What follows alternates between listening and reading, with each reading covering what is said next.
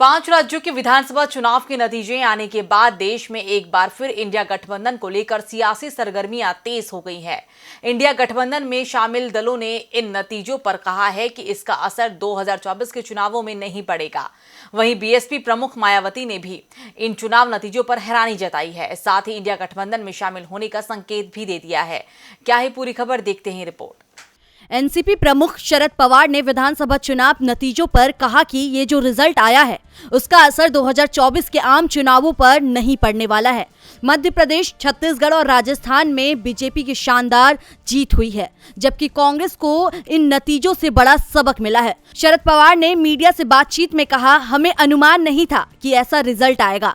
बदलाव तेलंगाना में है, कांग्रेस के हाथ में सत्ता आई है, लेकिन राहुल गांधी की सभा में भीड़ नजर आई, लेकिन वो वोटों में क्यों तब्दील नहीं हुई, ये बड़ा सवाल है।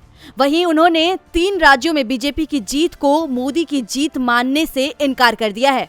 वहीं चुनाव के दौरान राजस्थान में कांग्रेस के अंदर खिंचातान को लेकर शरद पवार ने कहा कि कांग्रेस की गुटबाजी के बारे में मैं कुछ नहीं कह सकता।